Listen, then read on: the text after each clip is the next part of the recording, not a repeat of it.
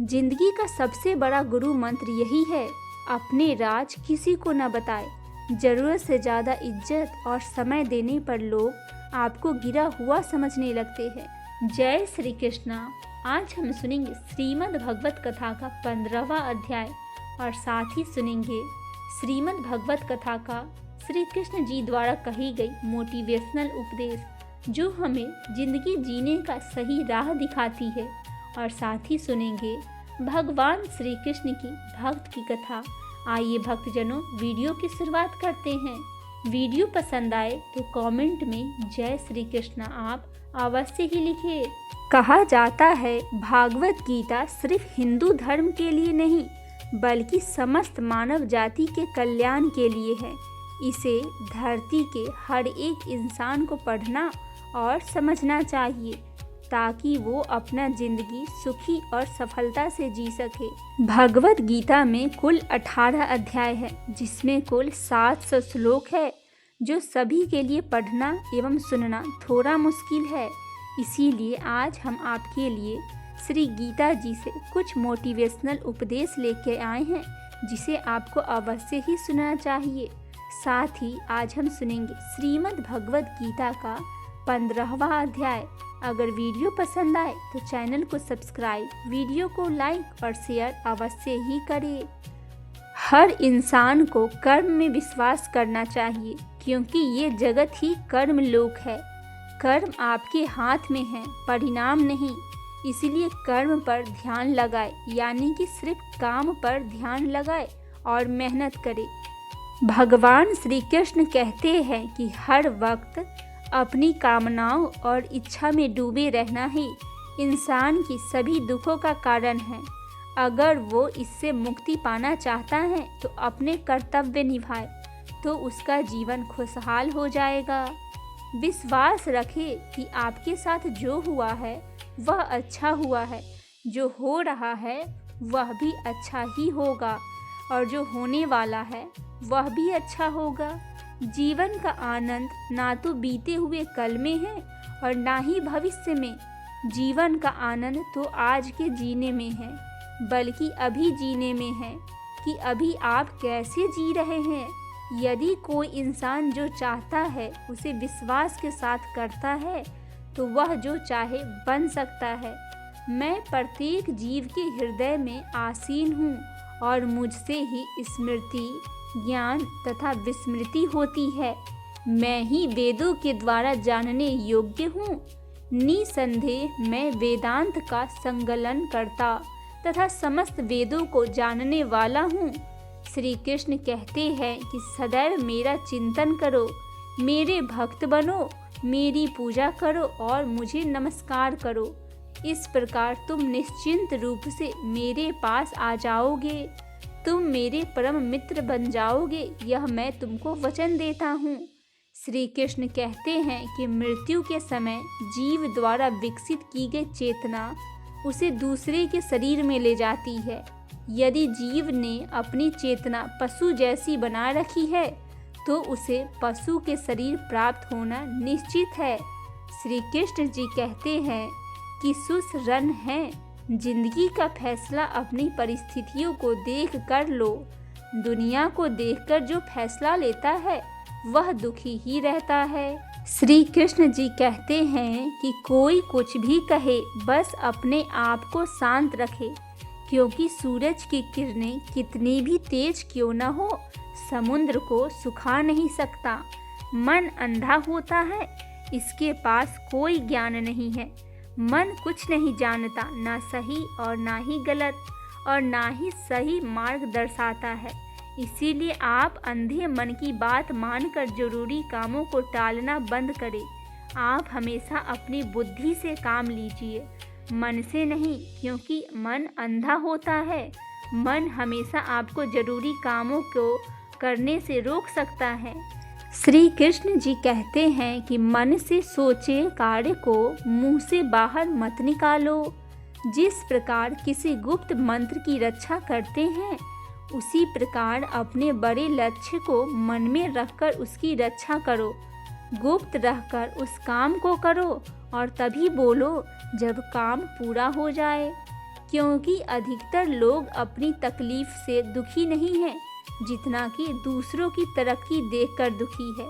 श्री कृष्ण जी कहते हैं कि जब भी कोई बड़ी बात बड़े लक्ष्य की हो, केवल उन बातों को उन लोगों से बांटे जो उस बातों को अपने भीतर बचाकर रखने का हौसला रखते हो। यदि कभी आर्थिक स्थिति कमज़ोर हो जाए, यदि कभी बड़ा नुकसान हो जाए, यदि कभी सब कुछ चोरी हो जाए, उस बात को अपने अंदर बचा कर रख लेना। अपनी कमजोरी, आर्थिक स्थिति की जानकारी अपने मित्रों को या रिश्तेदारों को भी मत देना। सहानुभूति पाने के लिए 4 आंसू मत गिराना। याद रखे, अंदर भले ही कम हो लेकिन बाहर पूरा दम हो, क्योंकि यदि लोगों को पता चल जाएगा कि आपके पास पैसा की कमी है, आर्थिक स्थिति की दिक्कत है, वह अपना पैसा आपके व्यवहार से निकाल लेंगे। समय से पहले आप खत्म हो जाएंगे, क्योंकि ये प्रकृति का नियम है। जिसके पास पैसा है उसे ही पैसा मिलता है, और पैसा पाने के लिए पैसा दिखाना पड़ता है। श्री कृष्ण जी कहते हैं कि एक बात हमेशा याद रखें, पहले तो किसी मित्र पर विश्वास ना करें। यदि आपके आसपास ऐसा कोई लोग है जिनकी जीवन शैली लगातार नकारात्मक कार्य में लिप्त है, वो कितने भी गरीब दोस्त क्यों न हो, आज नहीं तो कल आपको नुकसान जरूर पहुंचाएंगे। श्री कृष्ण जी कहते हैं कि आपकी ज़िंदगी में कुछ नहीं बदलेगा जब तक आप खुद को नहीं बदलेंगे। मुंह पर सच बोल देने और गुस्सा कर लेने वाले लोग उन लोगों से करोड़ों गुना बेहतर हैं जो आपके सामने कुछ और पीठ के पीछे कुछ और है। कौवा और कोयल की आवाज़ को दबा सकता है, मगर खुद की आवाज़ मधुर नहीं कर सकता। उसी तरह निंदा करने वाले व्यक्ति सज्जन को बदनाम कर सकता है, मगर खुद को सज्जन नहीं बना सकता। श्री कृष्ण जी कहते हैं, अगर अकेलापन है तो उसे एक वरदान समझो, क्योंकि परमात्मा ने तुम्हें खुद में सुधार लाने का थोड़ा अधिक समय दे दिया है। अकेले रहने का आनंद लेना सीखे, क्योंकि कोई भी आपके साथ हमेशा के लिए साथ नहीं रहेगा। श्री कृष्ण जी महाराज कहते हैं कि कामयाब इंसान खुश रहे या ना रहे, खुश रहने वाला इंसान कामयाब जरूर हो जाता है। श्री कृष्ण जी कहते हैं, उन्हें छोड़ देना उचित है जो आपके होने का मूल्य नहीं जानते। यदि जगत में प्रत्येक काम मनुष्य द्वारा संभव होता तो मेरा अस्तित्व ही नहीं होता। जहाँ से तुम्हारे रत्नों का अंत होता है, वहीं से मेरा अर्थात ईश्वर का कार्य प्रारंभ हो जाता है। श्री कृष्ण जी कहते हैं, बच्चा क्या खाएगा, क्या पिएगा, क्या पहनेगा, इसका ध्यान बच्चा नहीं उसकी माँ रखती है। हमें क्या देना है, क्या नहीं देना है, स्वयं भगवान देखते हैं। श्री कृष्ण जी कहते हैं कि मन एक सेवक, सुंदर सेवक और खतरनाक स्वामी है। जीवन मनुष्य के जीवन केवल उसके कर्म पर चलता है। जैसे कर्म होते हैं वैसे ही उसका जीवन होता है। खोकर पाने का अलग मजा है, रोकर हंसने का अलग ही मजा है। और हारना तो जिंदगी का हिस्सा होता है, लेकिन हारने के बाद जीतने का और ही मजा है। अच्छा बनने के लिए किसी का नकल करना जरूरत नहीं है। खुद इतना अच्छा बनो कि लोग आपकी नकल करने लगे। अगर कोई आपसे मांगे तो दे दिया करो, क्योंकि भगवान ने आपको देने वालों में रखा है, मांगने वाले में नहीं। अच्छे वक्त को देखने के लिए बुरा वक्त झेलना पड़ता है। सेवा सबकी करो, लेकिन आशा किसी का मत रखो, क्योंकि सेवा का असली मूल्य भगवान ही देता है। हमेशा अपनी नज़र उस चीज़ पर रखे जिसे तुम पाना चाहते हो, उस पर नहीं जिसे तुम खो चुके हो। अन्न और जल से बढ़कर कोई दान नहीं है, माता और पिता से बढ़कर कोई देवता नहीं है। जिंदगी का सबसे बड़ा गुरु मंत्र यही है, अपने राज किसी को न बताए। जरूरत से ज़्यादा इज्जत और समय देने पर लोग आपको गिरा हुआ समझने लगते हैं। कभी पीठ पीछे आपकी बात हो रही हो तो घबराना मत, क्योंकि बात उन्हीं की होती है जिनमें कोई बात होती है। याद रखना, सफलता कभी मांगने से नहीं मिलती, मांगने से केवल भीख मिलती है। सफलता पाने के लिए तुम्हें खुद मेहनत करनी पड़ेगी। छोटी छोटी गलतियों से बचने का प्रयास करें, क्योंकि इंसान ठोकरें पहाड़ों से नहीं बल्कि छोटी छोटी पत्थरों से खाता है। अपनी गलती माने बिना आप कभी भी बेहतर इंसान नहीं बन पाएंगे। देना शुरू कर दो, आना खुद ही शुरू हो जाएगा, इज्जत भी और दौलत भी। अहंकार में डूबे इंसान का ना तो खुद की गलतियां दिखाई देती है और ना ही दूसरों की अच्छाई दिखाई देती है।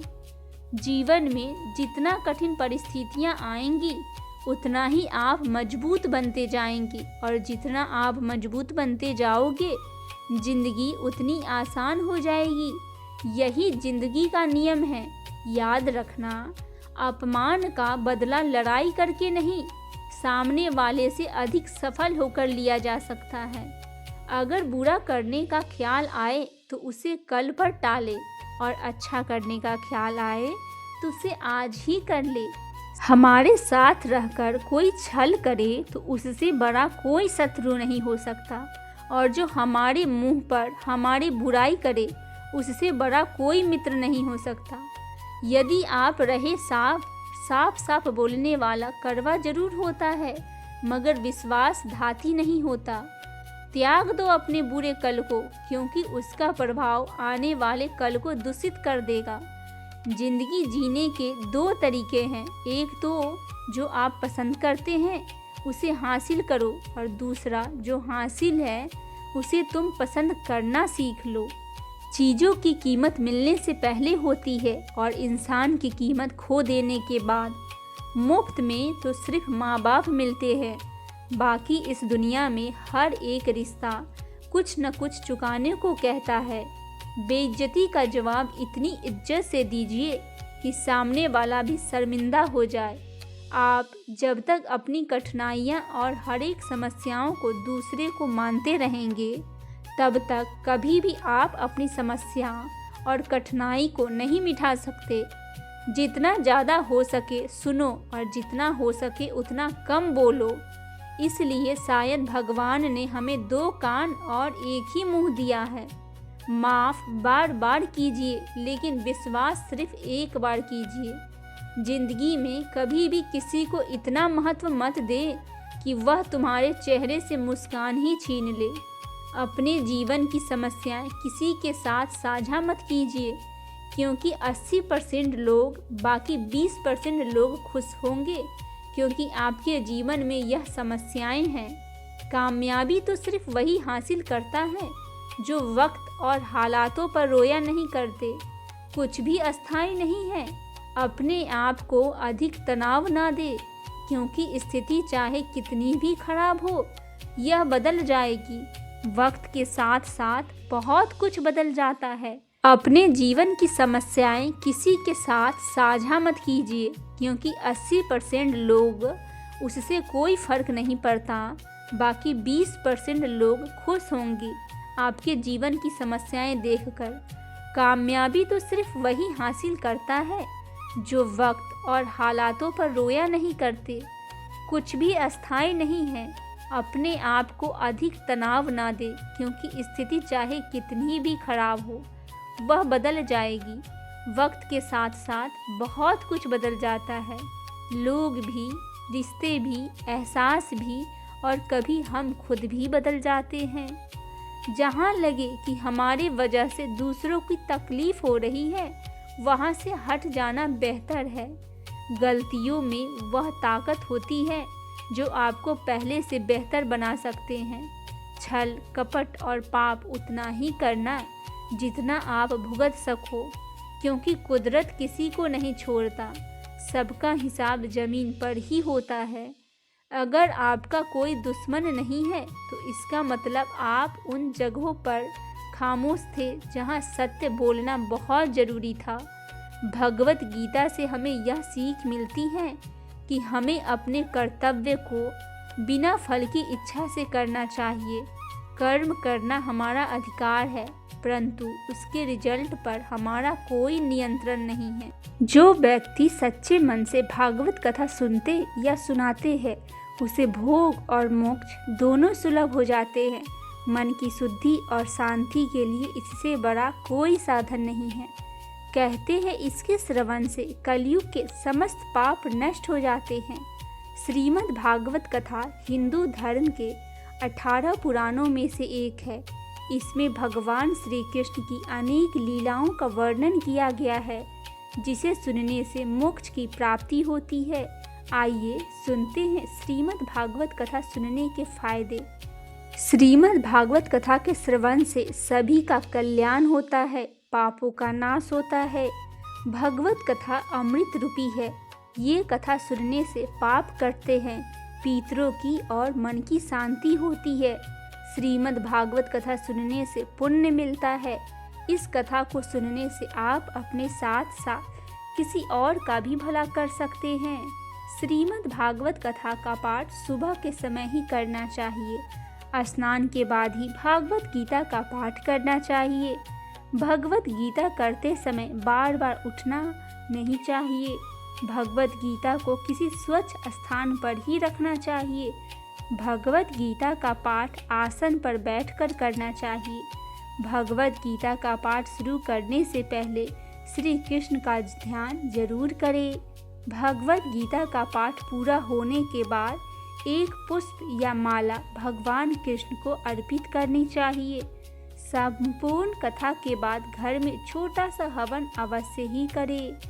ये हिंदू धर्म के महत्वपूर्ण ग्रंथों में से एक है। यह पुराण श्री कृष्ण के अवतार, उनकी लीलाएं, उपदेश और महिमा के बारे में बताता है। इसके माध्यम से भगवान के प्रति भक्ति और आस्था बढ़ती है। इसके श्रवण मात्र से ही व्यक्ति के अंदर आत्मविश्वास बढ़ता है और जीवन में सफलता मिलती है। आइए अब हम सुनते हैं श्रीमद् भागवत गीता का 15वां अध्याय, पुरुषोत्तम योग, संसार रूपी वृक्ष का वर्णन। श्री भगवान ने कहा, हे अर्जुन, इस संसार को अविनाशी वृक्ष कहा गया है, जिसकी जड़ें ऊपर की ओर है और शाखाएं नीचे की ओर, तथा इस वृक्ष के पत्ते वैदिक स्रोत है। जो इस अविनाशी वृक्ष को जानता है, वही वेदों को जानकर है। इस संसार रूपी वृक्ष के वास्तविक स्वरूप का अनुभव इस जगत में नहीं किया जा सकता, क्योंकि ना तो इसका आदि है और ना ही इसका अनंत है और ना ही इसका कोई आधार ही है। अत्यंत दृढ़ता से स्थित इस वृक्ष को केवल वैराग्य रूपी हथियार के द्वारा ही काटा जा सकता है। वैराग रूपी हथियार के काटने के बाद मनुष्य को उस परम लक्ष्य परमात्मा के मार्ग की खोज करनी चाहिए। जिस मार्ग पर पहुंचा हुआ मनुष्य इस संसार पर फिर कभी वापस नहीं लौटता। फिर मनुष्य को उस परमात्मा के शरणागत हो जाना चाहिए, जिस परमात्मा से इस आदि रहित संसार रूपी वृक्ष की उत्पत्ति और विस्तार होता है। जो मनुष्य मान, प्रतिष्ठा और मोह से मुक्त तथा जिसने संसारिक विषयों से लिप्त होकर मनुष्य की संगति का त्याग दिया है, जो निरंतर परमात्मा स्वरूप में स्थित रहता है, जिसकी सांसारिक कामनाएं पूर्ण रूप से समाप्त हो चुकी है और जिसका सुख दुख नाम का भेद समाप्त हो गया है, ऐसे मोह से मुक्त हुआ मनुष्य उस अविनाशी परम पद परम धाम को प्राप्त करता है। उस परम धाम का ना तो सूर्य प्रकाशित करता है, ना ही चंद्रमा प्रकाशित करता है और ना ही अग्नि प्रकाशित करती है। जहाँ पहुंचकर कोई भी मनुष्य इस संसार में वापस नहीं आता, वही मेरा परम धाम है। हे अर्जुन, संसार में प्रत्येक शरीर में स्थित जीवात्मा मेरे ही सनातन अंश है, जो कि मन सहित छहों इंद्रियों को द्वारा प्रकृति के अधीन होकर कार्य करता है। शरीर का स्वामी जीव आत्मा छहों इंद्रियों के कार्यों को संस्कार रूप में ग्रहण करके एक शरीर का त्याग करके दूसरे शरीर में उसी प्रकार चले जाते हैं जिस प्रकार वायु गंध का एक स्थान से ग्रहण करके दूसरे स्थान में ले जाती है। इस प्रकार दूसरे शरीर में स्थित होकर जीवात्मा कान, आँख, त्वचा, जीभ, नाक और मन की सहायता से ही विषयों का भोग करता है। जीवात्मा शरीर का किस प्रकार त्याग कर सकती है, किस प्रकार शरीर में स्थित रहती है और किस प्रकार प्रकृति के गुणों के अधीन होकर विषयों का भोग करती है। इस प्रकार दूसरे शरीर में स्थित होकर जीवात्मा कान, आँख, त्वचा, जीभ, नाक और मन की सहायता से ही विषयों का भोग करता है।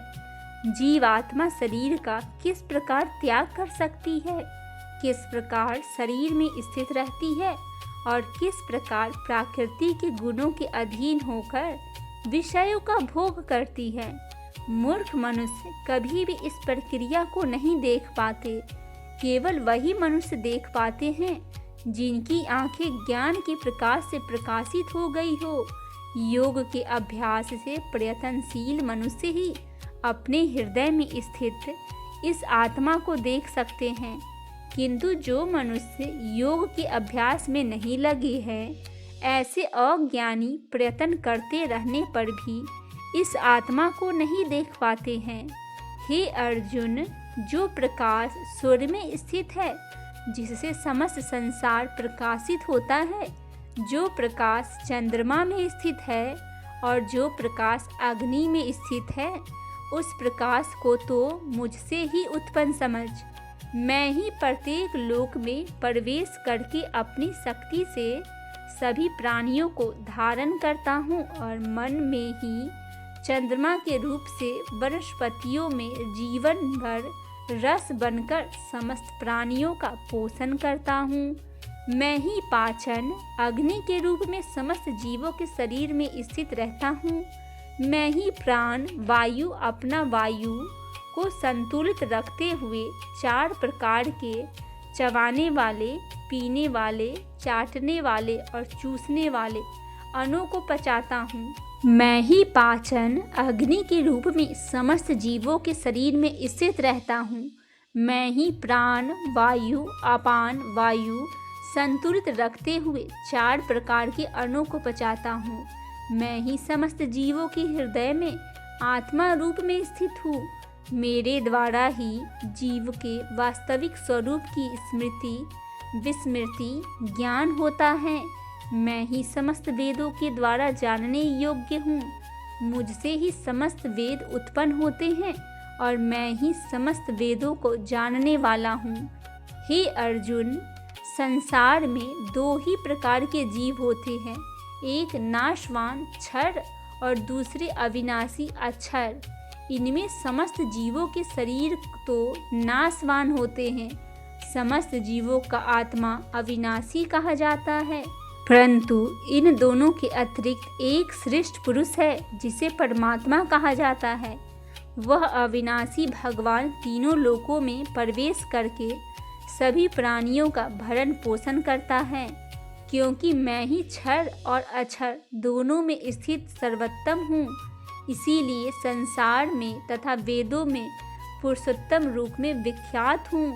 हे भरतवंशी अर्जुन, जो मनुष्य इस प्रकार मुझको संशय रहित होकर भगवान रूप से जानता है, वह मनुष्य मुझे ही सब कुछ जानकर सभी प्रकार से मेरी ही भक्ति करता है। हे निष्पाप अर्जुन, इस प्रकार यह शास्त्रों का अति गोपनीय रहस्य मेरे द्वारा कहा गया है। हे भरतवंशी, जो मनुष्य इस परम ज्ञान को इसी प्रकार से समझता है, वह बुद्धिमान हो जाता है, उसके सभी प्रयत्न पूर्ण हो जाते हैं। इस प्रकार उपनिषद, ब्रह्म विद्या तथा योग शास्त्र रूप श्रीमद् भगवद गीता के श्री कृष्ण अर्जुन संवाद में पुरुषोत्तम योग नामक 15वां अध्याय पूर्ण हुआ। बोली श्री कृष्ण जी महाराज की जय हो।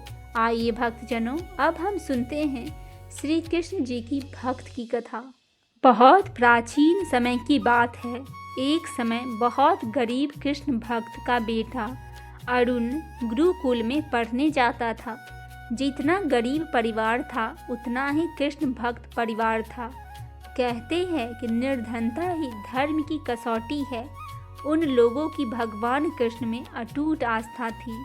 परिवार में स्नेह एवं सहयोग की अमृत धारा बहती थी। रूखी सूखी रोटी बांटकर भगवान का प्रसाद मानकर खा लेते थे। कोई भी कार्य भगवान कृष्ण कन्हैया का नाम लेकर ही शुरू करते थे। एक बार गुरुजी बच्चों से बोले कि कल वार्षिक उत्सव है, सभी बच्चे अपने अपने घर से दूध लाएंगे। वार्षिक उत्सव सुनकर सभी बच्चे काफी खुश थे, लेकिन अरुण के चेहरे पर कोई खुशी नजर नहीं आ रही थी। जबकि वह पढ़ने में तेज था, उसके चेहरे पर मायूसी साफ नजर आ रही थी। कारण साफ था, वह सोचते जा रहा था कि वह गुरुकुल के लिए दूध कहाँ से लाएगा। अरुण मासूमियत भरे लहजे में अपने माताजी एवं पिताजी से गुरुकुल के लिए दूध की मांग करता है। अरुण की माँ बोली, बेटा, हम लोग के पास गाय माता तो नहीं है, फिर हम लोग दूध कहाँ से लाएंगे। फिर भी हम लोग कहीं से दूध की व्यवस्था करने का प्रयास करते हैं। दूध की व्यवस्था न होने पर अरुण के पिताजी बोले, बेटा, अपनी असमर्थता बताकर गुरुजी से माफ़ी मांग लेना। दूध की व्यवस्था हम लोग नहीं कर सके। अगले दिन माताजी एवं पिताजी के चरण स्पर्श करके उनका आशीर्वाद लेकर अरुण गुरुकुल चल दिया। उसके सहपाठी बच्चे अपने सुविधा अनुसार छोटे छोटे बड़े बड़े पात्र लेकर दूध लेकर हंसी खुशी वार्षिक उत्सव मनाने की खुशी में गुरुकुल जा रहे थे। उन बच्चों को हंसता खेलता देखकर बालक मन में अरुण को मायूसी छा गया। रास्ते में पेड़ की छाया में अरुण बैठकर सोचने लगा, हे भगवान, मेरे माता पिता तो आपकी इतनी पूजा करते हैं, फिर भी इतना गरीब क्यों हूँ। यह सोचते सोचते अरुण रोने लगा। उसी समय एक नन्हा सा छोटा सा ग्वाल बाल अपनी गायों को चराने उधर से निकला। वह ग्वाला अरुण को रोता हुआ देखकर उससे रोने का कारण पूछा। अरुण ने दूध वाली बात उस ग्वाल बाल को बता दी। ग्वाल बाल हंसते हुए बोला, बस इतनी सी बात है, मैं तुम्हारे लिए अभी दूध की व्यवस्था कर देता हूँ। ग्वाल बाल दौड़कर गाय और गाय का दूध एक छोटी सी लुटकी में दूहकर अरुण को दे दिया और बोला कि जाओ अपने गुरुजी को दे देना। थोड़ा सा ही सही दूध मिलने की खुशी में अरुण अपने गुरुजी से बोला, गुरुजी, मैं दूध कहाँ रखूं? गुरुजी छोटी सी लुटकी में दूध देखकर बोले कि जाकर किसी बर्तन में दूध को रख दो। अरुण जिस बर्तन में लुटकी का दूध डालता वह पात्र भर जाता, लेकिन लुटकी दूध कम नहीं होता। सभी पात्र भर जाने पर अरुण गुरुजी से निवेदन किया कि गुरुजी, सभी पात्र दूध से भर गए हैं, फिर भी मैं ये दूध कहाँ रखूं? गुरुजी छोटी सी लुटकी की तरफ नजर दौड़ाए और झुझलाकर बोले, जहाँ खाली जगह मिले वहाँ रख दो। अरुण एक बार पुनः चारों तरफ देखकर जहाँ भी बर्तन में थोड़ी जगह देखता, लोटकी का दूध उसमें डाल देता। फिर भी लोटकी के दूध से भरी ही रही। अरुण पुनः गुरुजी से निवेदन किया कि सभी पात्र में थोड़ी भी जगह नहीं है।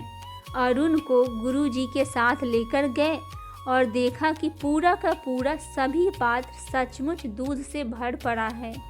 गुरुजी जिस गिलास में पानी पीते थे उसे लेकर अरुण ने बोला, इसमें दूध डाल दूं?